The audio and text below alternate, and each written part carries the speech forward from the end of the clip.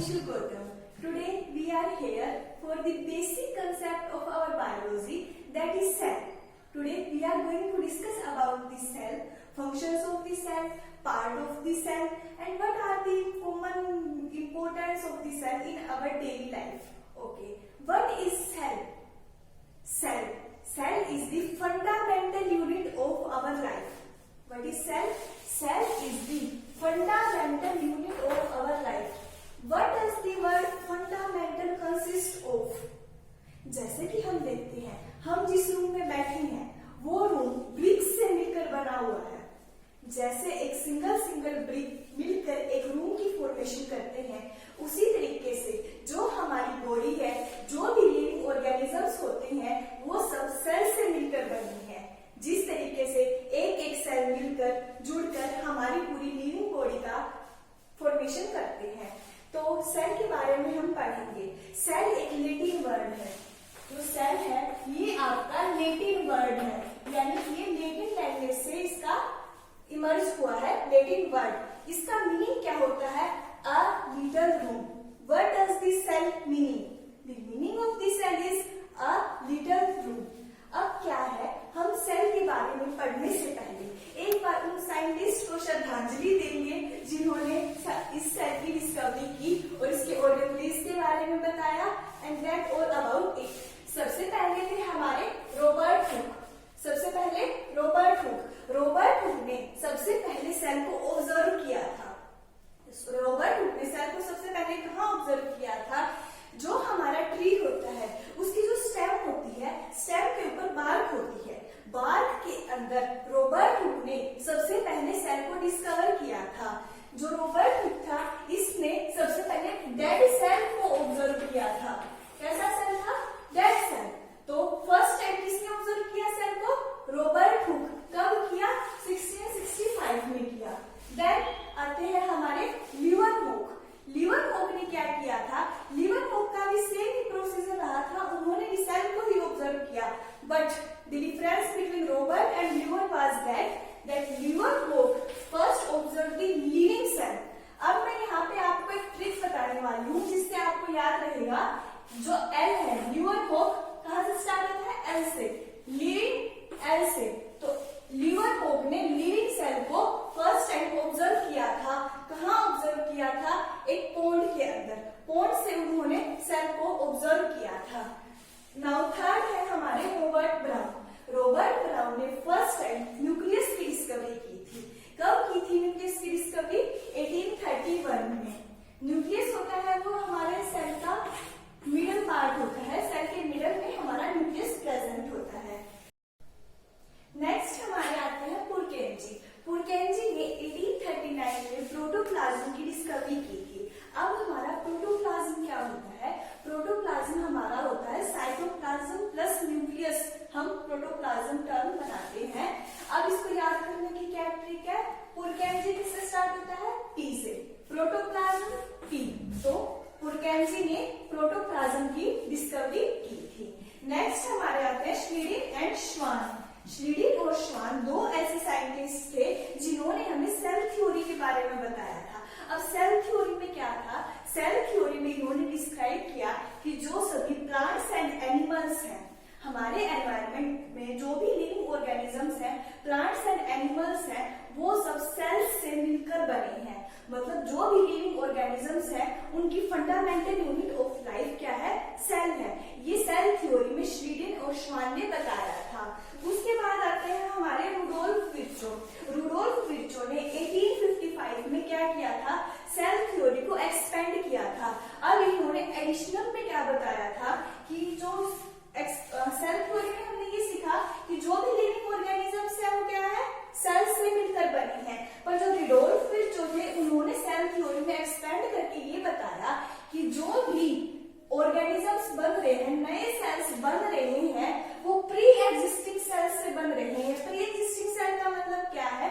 कि पहले जो सेल एग्जिस्ट कर रहा है, जब दो नए सेल डिवाइड हो रहे हैं तो उसी के अंदर से हो रहे हैं।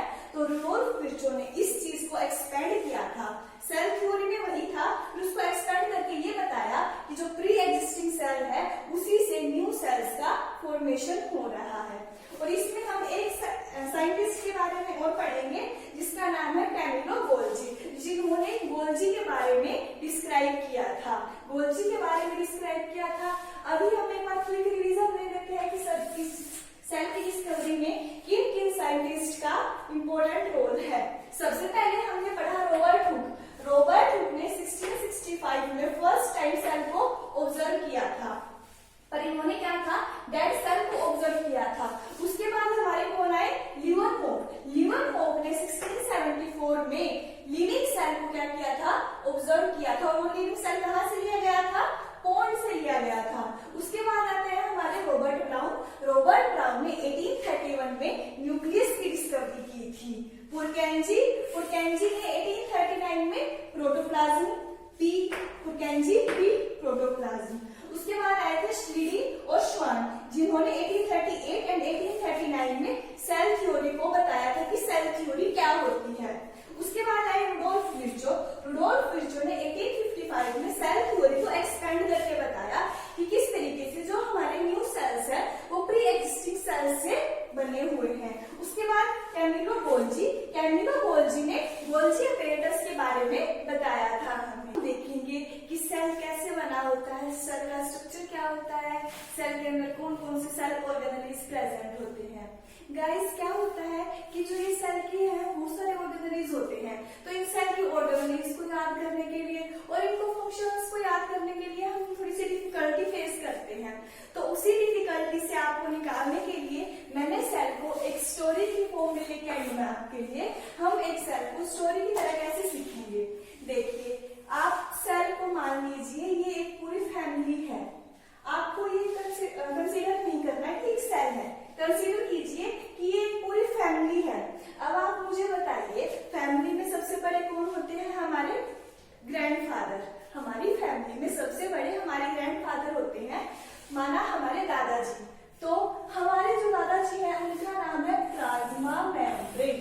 क्या नाम है हमारे दादाजी का, प्लाज्मा मेम्ब्रेन। अब जो दादाजी होते हैं, दादाजी क्या ड्यूटी परफॉर्म करते हैं फैमिली में, फैमिली में दादाजी की परमिशन से ही क्या होता है, यही होता है कि कौन लोग घर के अंदर आ सकता है, कौन घर के बाहर जा सकता है, क्या टाइमिंग होती है कि किस टाइम तक हम घर के बाहर जा सकते हैं, किस टाइम तक घर के अंदर आ सकते हैं।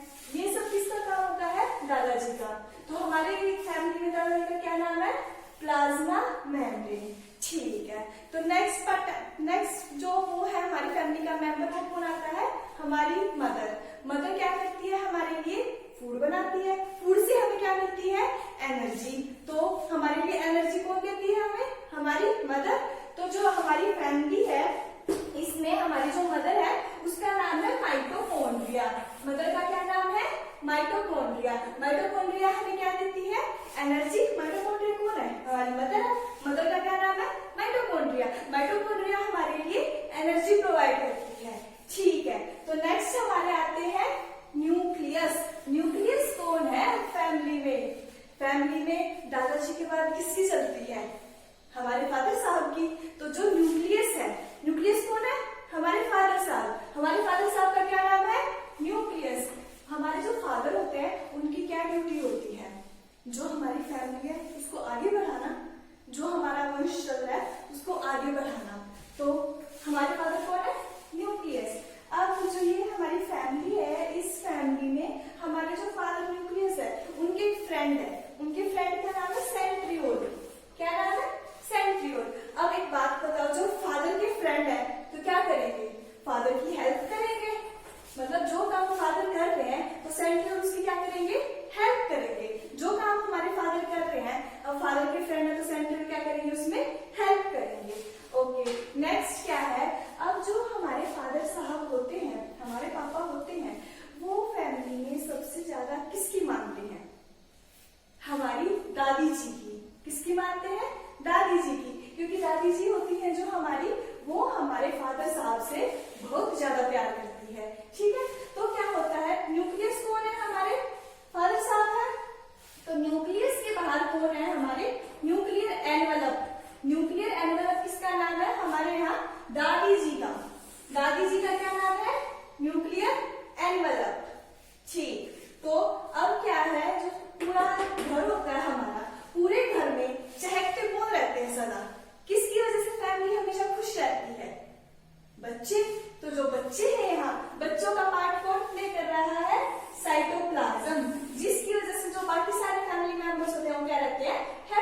रहते हैं। अगर बच्चे घर में होते हैं तो पूरी फैमिली खुश रहती है और बिल्कुल आराम से रह सकती है, पर अगर घर से एक बच्चा भी बाहर निकल जाए तो पूरी फैमिली उदास हो जाती है, ऐसा होता है। अब देखिए फैमिली में हमने किस किस के बारे में पढ़ लिया, ग्रैंडफादर के बारे में पढ़ लिया। ग्रैंडफादर कौन है, हमारी प्लाज्मा मेम्ब्रेन। माइटोकॉन्ड्रिया कौन है, मदर, माइटोकॉन्ड्रिया मदर एम। हमारे फादर साहब का क्या नाम है, न्यूक्लियस। न्यूक्लियस के एक फ्रेंड है, हमारे फादर के एक फ्रेंड है, कौन है, सेंट्रियोल। ओके, अब क्या है, हमारे जो फैमिली में बच्चे हैं उनको हमने क्या नाम दिया है, साइटोप्लाज्म। पापा जी से कौन सबसे ज्यादा प्यार करती है, हमारी दादी, तो दादी को हमने क्या नाम दिया है, न्यूक्लियर एनवलप। तो इतना आपको आई थिंक क्लियर हो गया होगा। अब हम आगे चलते हैं, हमारी फैमिली में चाचा जी भी होते हैं। तो इधर जो हमारे चाचा जी हैं उनको हमने नाम दिया है ER। क्या नाम है हमारे चाचा जी का, ER बोले तो एंडोप्लाज्मिक रेटिकुलम। चाचा जी का क्या नाम है, ER एंडोप्लाज्मिक रेटिकुलम। अब जो हमारे ER है एंडोप्लाज्मिक रेटिकुलम है, इनके दो बच्चे हैं। क्या है, दो बच्चे हैं, SER और RER। SER का नाम है सोहित। क्या नाम है, सोहित। RER का क्या नाम है, रोहित। S से सोहित, R से Rohit. RER Rohit, SER Sohit. Okay, तो ER क्या बोला हमने, चाचा जी endoplasmic reticulum. RER rough endoplasmic reticulum, SER smooth endoplasmic reticulum. Okay, अब क्या है, चाचा जी हो गए, उनके बच्चे हो गए। जो चाचा जी हैं वो अपने बच्चों को काम सिखाते हैं। इनकी एक फैक्ट्री है, किस चीज की फैक्ट्री है, प्रोटीन्स की, फैट्स की और लिपिड्स की। अब चाचा जी के दो बच्चे हैं तो उन्होंने काम को क्या कर दिया है, डिवाइड कर दिया है। उन्होंने क्या कहा है कि जो उनका बड़ा बेटा है आर्यन है, जो उनका बड़ा बेटा है वो क्या करेगा, प्रोटीन्स का सिंथेसाइज करेगा। क्या करेगा, प्रोटीन्स का सिंथेसाइज करेगा। आर्यन क्या करेगा, प्रोटीन्स का। अब आर्यन ही क्यों करेगा प्रोटीन्स का सिंथेसाइज, आर्यन को रफ हमने क्यों मानना है, क्योंकि इसका एक फ्रेंड है जिसका नाम है राइबोसोम। क्या नाम है, राइबोसोम। अब जो ये इसका फ्रेंड है ये इसको क्या करता है, कोई भी काम करने के लिए मतलब अपनी फैमिली के खिलाफ भड़काता है, कि मतलब इसको रफ कर देता है, रूड कर देता है। कौन करता है, राइबोसोम। राइबोसोम किसका फ्रेंड है, आर्यन का। राइबोसोम आर्यन आर, तो राइबोसोम किसका फ्रेंड हुआ, आर्यन का। तो ER ने अपने बड़े बेटे आर्यन को क्या काम सिखाया है, प्रोटीन्स का सिंथेसाइज करना। ठीक है, अब इसका एक छोटा बेटा है, कौन है, SER, जिसको हमने सोहित नाम दिया है। उसको इसने क्या सिखाया है, फैट्स एंड लिपिड्स को कैसे सिंथेसाइज किया जाता है। इनकी फैक्ट्री है, फैक्ट्री में किस चीज का प्रोडक्शन हो रहा है, प्रोटीन्स का हो रहा है, प्लस में किसका हो रहा है, फैट्स एंड लिपिड्स का। तो जो प्रोटीन्स है वो हमारे आर्यन के द्वारा प्रोडक्शन किए जा रहे हैं, और जो फैट्स एंड लिपिड्स है वो कौन कर रहा है, SER कर रहा है। चलो ठीक है, चाचा जी थे ER, उनके दो बेटे हुए SER और आर्यन, इन्होंने काम कर दिया। अब क्या है, जो प्रोडक्शन हुआ है उसको वहां तक भी तो पहुंचाना है जहां उसकी जरूरत है। अब कहीं किसी चीज का प्रोडक्शन होगा, फैक्ट्रीज में प्रोडक्शन हो रहा है, तो सामान हमारे तक पहुंच रहा है, तो किसके थ्रू पहुंच रहा है, तो जो हमारे ER है, चाचा जी हैं, उनकी जो वाइफ है उसका नाम है गोल्जी अपेरेनस, जो किसका रोल प्ले कर रही है हमारी फैमिली में, चाची जी का। गोल्जी चाची कौन है, गोल्जी अपेरेनस हमारी चाची का रोल प्ले कर रही है। अब चाची जी का क्या रोल है, जो ER चाचा जी ने प्रोडक्शन करवाया है, उस प्रोडक्शन को, उसकी रिक्वायरमेंट जहां है उस जगह तक पहुंचाना किसका काम है, हमारा चाची जी का। और चाची जी कौन है, गोल्जी अपेरेनस। ओके, अभी क्या होता है, जो गोल्जी अपेरेनस है और उनका बड़ा बेटा है आर्यन, इन दोनों की आपस में बहुत ज्यादा बनती है। किस किस की, गोल्जी अपेरेनस की और आर्यन की। आर्यन कौन है, रोहित, और बड़े बेटे की और चाची की आपस में बहुत बनती है। इनको क्या है कि मतलब अगर इधर उधर कूड़ा बिखरा हो तो इनको पसंद नहीं है, तो इन्होंने क्या किया, एक गार्बेज कीपर लगवाया। क्या लगवाया, गार्बेज कीपर, जो कूड़े को क्या कर देता है, कलेक्ट कर देता है, जो भी गार्बेज होता है उसको कलेक्ट कर देता है। जो हमारा गार्बेज कीपर था उसका नाम है लाइसोसोम।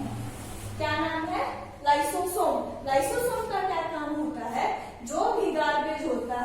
भी वेस्ट मटेरियल होता है उसको ये इकट्ठा करके ले जाता है।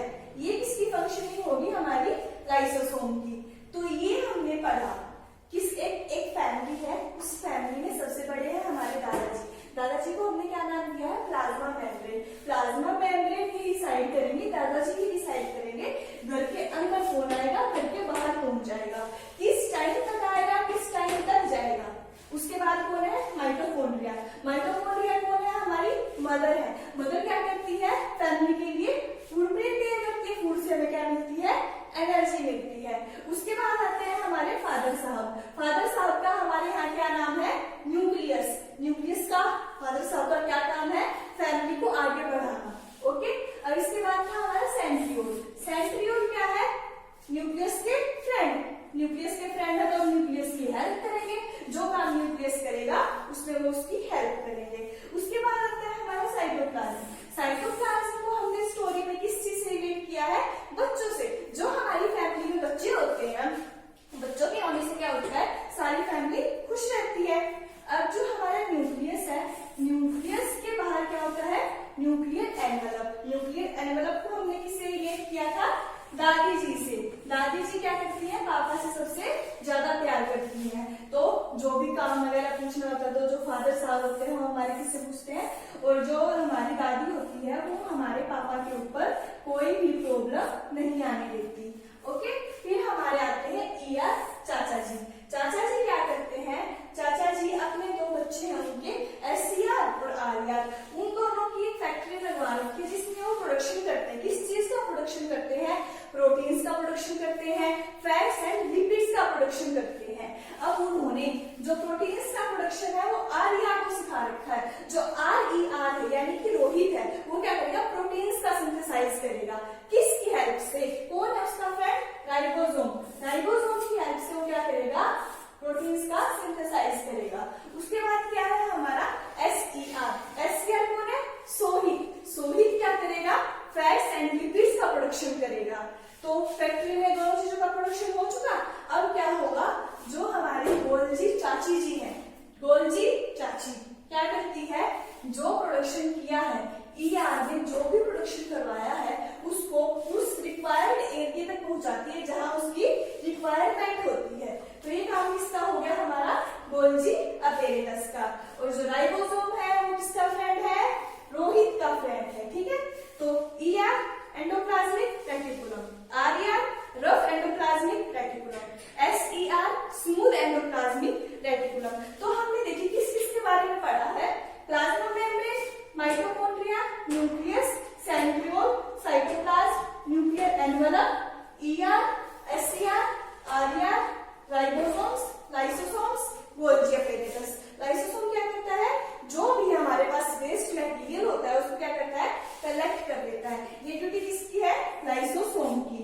ओके, तो ये सारा हमने किसके बारे में किया है, एक हमने स्टोरी पढ़ी है। किसकी स्टोरी पढ़ी है, एक फैमिली की स्टोरी पढ़ी है। उस फैमिली की स्टोरी में हमने क्या पढ़ा वो आपको शायद ट्रिक याद हो गई है।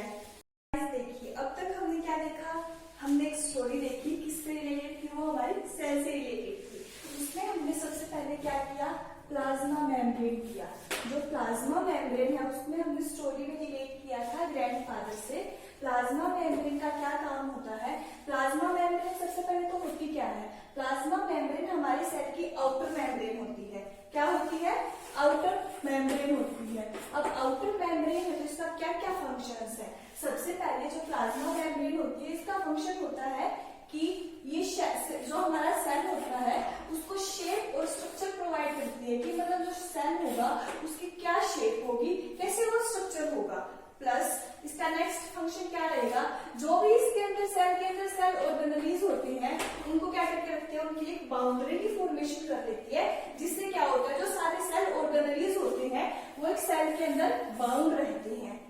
नेक्स्ट फंक्शन इसका क्या रहेगा कि entry and exit of material, मतलब क्या जो चीज है वो सेल के अंदर एंटर कर पाएगी और कौन सी चीज बाहर निकल पाएगी, किस चीज का एग्जिट होगा। तो ये किसका फंक्शन रहेगा, हमारा प्लाज्मा मेम्ब्रेन का। प्लाज्मा मेम्ब्रेन क्या है, हमारी आउटर मेम्ब्रेन है सेल की। इसके क्या क्या फंक्शन रहेंगे, एंट्री और एग्जिट को हैंडल करता है, प्रिवेंट करता है कि कोई भी फॉरेन मटेरियल जो सेल के अंदर रिक्वायर्ड नहीं है उसकी एंट्री ना हो पाए। ये किसका फंक्शन रहेगा, हमारा प्लाज्मा मेम्ब्रेन का। उसके बाद हमने पढ़ा माइटोकॉन्ड्रिया। माइटोकॉन्ड्रिया क्या होता है, अब देखिए आप, माइटोकॉन्ड्रिया हमारे पास power house of the cell क्या होता है, power house of the cell. हमारी मदर क्या कर रही थी, माइटोकॉन्ड्रिया में स्टोरी से किसी से रिलेट किया था, हमारी मदर से। हमारी मदर हमारे को फूड प्रोवाइड कर रही थी जिससे हमें एनर्जी मिल रही थी। अब जो माइटोकॉन्ड्रिया है उसको हम सेल का पावर हाउस कहते हैं। पावर हाउस क्यों कहते हैं, क्योंकि ये क्या करता है, एनर्जी रिलीज करता है। एनर्जी किस फॉर्म में रिलीज करता है, एटीपी की फॉर्म में। अब what is the full form of ATP, adenosine triphosphate. जो हमारा माइटोकॉन्ड्रिया है वो एनर्जी रिलीज करता है, किस फॉर्म में वो एनर्जी रिलीज करता है, एटीपी की फॉर्म में। एटीपी की फुल फॉर्म क्या होगी, एडिनोसाइन ट्राइफॉस्फेट। ठीक है, तो ये हमारा माइटोकॉन्ड्रिया के बारे में था। जो हमारा माइटोकॉन्ड्रिया होता है इसके पास अपना डीएनए और आरएनए होता है जिससे क्या करता है, प्रोटीन का सिंथेसाइज करता है। ये था हमारा माइटोकॉन्ड्रिया के बारे में। इससे पहले हमने प्लाज्मा मेम्ब्रेन के बारे में पढ़ा था। प्लाज्मा मेम्ब्रेन होती है जो हमारी, इसको हम सेलेक्टिवली परमिएबल मेम्ब्रेन भी कहते हैं। क्या कहते हैं, सेलेक्टिवली परमिएबल इसलिए कहते हैं क्योंकि वो सेलेक्टेड मटेरियल को अंदर जाने देती है। मतलब जिस चीज की अंदर रिक्वायरमेंट होती है उसी चीज की एंट्री होगी, अदरवाइज एंट्री नहीं होगी। ये किसका काम रहता है, हमारा प्लाज्मा मेम्ब्रेन का। उसके बाद हमने पढ़ा हमारा न्यूक्लियस। न्यूक्लियस का क्या काम रहेगा, न्यूक्लियस है जो हमारा वो सेल डिवीजन में हेल्प करता है। न्यूक्लियस किस चीज में हेल्प करता है, हमारी सेल डिवीजन में। सेल डिवीजन में कैसे, कि जो एक प्री एग्जिस्टिंग सेल होता है उसी से डिवाइड होकर क्या होता है, हमारे नए सेल्स बनते हैं। अब मैंने आपको बताया था कि जो न्यूक्लियस है वो हमारा किस चीज का काम कर रहा है, हमारे फादर साहब है उसको हमने न्यूक्लियस माना है। अब न्यूक्लियस का मैंने आपको फंक्शन बताया कि न्यूक्लियस का फंक्शन है कि क्या करता है, सेल डिवाइड करता है। अब इन्होंने सेल डिवाइड कर दिया तो सेंट्रियोल बताया था मैंने आपको, जो न्यूक्लियस के फादर थे वो कौन थे, न्यूक्लियस के फ्रेंड सेंट्रियोल। और ये क्या कर रहे थे, न्यूक्लियस की हेल्प कर रहे थे। न्यूक्लियस का काम क्या है, सेल डिवीजन का। तो सेंट्रियोल का क्या काम रहेगा, हेल्प्स इन सेल डिवीजन। किसकी हेल्प करेगा, न्यूक्लियस की हेल्प करेगा। ये सब हमने पढ़ा न्यूक्लियस के बारे में। अब न्यूक्लियस क्या होता है, देखो जो न्यूक्लियस है, न्यूक्लियस के अंदर क्या होता है, उसका छोटा पार्ट न्यूक्लियोलस। क्या होता है, न्यूक्लियोलस। न्यूक्लियस और न्यूक्लियोलस के बीच में जो मटेरियल होता है उसको हम बोलेंगे न्यूक्लियोप्लाज्म। क्या बोलेंगे, न्यूक्लियोप्लाज्म। जो इसकी मेम्ब्रेन होती है इसके बाहर एक एनवलप होता है जिसको हमने ग्रैंड मदर से रिलेट किया था, न्यूक्लियर एनवलप। ठीक है, तो ये सब है। और जो हमारा न्यूक्लियोलस है, न्यूक्लियोलस के अंदर क्या होता है, क्रोमैटिन मटेरियल प्रेजेंट होता है। क्रोमैटिन मटेरियल के अंदर हमारा क्या इंक्लूड होता है, RNA and DNA. RNA and DNA का क्या फंक्शन है, जो भी हेरिडिटी इंफॉर्मेशन है उसको एक जनरेशन से नेक्स्ट जनरेशन में ट्रांसफर करने के लिए कौन हेल्प करता है, हमारा क्रोमैटिन मटेरियल। उसके बाद आता है हमारा ईआर। ईआर हमारे कौन थे, चाचा जी, एंडोप्लाज्मिक रेटिकुलम। अब इनका क्या फंक्शन बताया था मैंने, ईआर क्या होते हैं, वैसे तो मेम्ब्रेन बाउंड, क्या होते हैं, membrane bound tubes and vesicles. क्या होंगी, ट्यूब्स एंड वेसिकल्स। अब इनका क्या काम रहेगा, मैंने आपको बताया कि जो ईआर है हमारे पास वो दो टाइप का होता है। ईआर तो टाइप का कौन सा बताया मैंने, एसईआर एंड आरईआर। एसईआर बोले तो स्मूथ एंडोप्लाज्मिक रेटिकुलम, आरईआर बोले तो रफ एंडोप्लाज्मिक रेटिकुलम। एसईआर होता है जो हमारा ये स्मूथ होता है। ये स्मूथ क्यों होता है, क्योंकि इसका जो सरफेस है वो क्या है, प्लेन है। जो आरईआर है हमारा वो क्या होता है, रफ होता है, रफ एंडोप्लाज्मिक रेटिकुलम। अब ये रफ किसकी वजह से होता है, क्योंकि जो इसका सरफेस होता है इसके ऊपर क्या होते हैं, राइबोसोम्स प्रेजेंट होते हैं। मैंने आपको स्टोरी में बताया कि जो आरईआर उसका एक फ्रेंड है राइबोसोम, जिसकी वजह से क्या होता है, रफ होता है। अब जो हमारा एसईआर है, एसईआर में क्या है, हमारे किस चीज का प्रोडक्शन होता है, फैट्स एंड लिपिड्स का। जो ईआर थे उन्होंने अपने छोटे बेटे को क्या काम सिखाया था, फैट्स और लिपिड्स का प्रोडक्शन कौन करेगा, हमारा एसईआर। और आर किस चीज का प्रोडक्शन करता है, प्रोटीन्स का प्रोडक्शन करता है। ठीक है, अब क्या है, जो हमारा एसईआर है, एसईआर का एक फंक्शन और होता है, क्या होता है कि जो ड्रग्स होते हैं या फिर टॉक्सिक मटेरियल्स होते हैं उनको डिटॉक्सिफाई कर देता है। कई बार क्या होता है कि कई बार सांप वगैरह काट सकता है, तो क्या होता है कई केसेस में, तो क्या होता है वो जो ह्यूमन बीइंग होता है वो बच जाता है, पर कई केसेस में क्या हो जाता है वो डेड हो जाता है। अगर वो बचता है तो उसके पीछे क्या हिस्ट्री है कि जो एसईआर है वो हमारा क्या करता है, जो भी पॉइजन वगैरह है उसको क्या कर देता है, डिटॉक्सिफाई कर देता है। ठीक है, अब एसईआर ईआर ने क्या कर दिया, प्रोडक्शन कर दिया, किस चीज का प्रोडक्शन कर दिया, प्रोटीन्स का एंड फैट्स एंड लिपिड्स का। अब प्रोडक्शन तो हो गया, इसके बाद आती है हमारी गोल्जी अपैरेटस। गोल्जी अपैरेटस क्या करती है, जो भी प्रोडक्शन किया है, किसने प्रोडक्शन किया है, ईआर ने, fats and proteins and lipids का जो भी प्रोडक्शन हुआ है उसको पैकेट्स की फॉर्म में बना के मॉडिफाई करके डिस्पैच करती है जिस टारगेट पे उसकी जरूरत होती है। देखिए सबसे पहले क्या करती है, वो जो भी मटेरियल बनाया गया है सबसे पहले उसको क्या करेगी, पैक करके, पैकिंग का काम प्लस में मॉडिफाई कर देगी, प्लस में डिस्पैच कर देगी, जिस मटेरियल की वहां जरूरत है उसको वहां तक पहुंचा देगी। प्लस गोल्जी अपैरेटस का एक एडिशनल फंक्शन क्या होता है कि ये क्या करती है, ये मटेरियल को आउटसाइड दी सेल में क्या करती है, ट्रांसफर करती है। तो ये हमारा फंक्शन किसका हो गया, गोल्जी अपैरेटस का। उसके बाद हमने एक पढ़ा लाइसोसोम।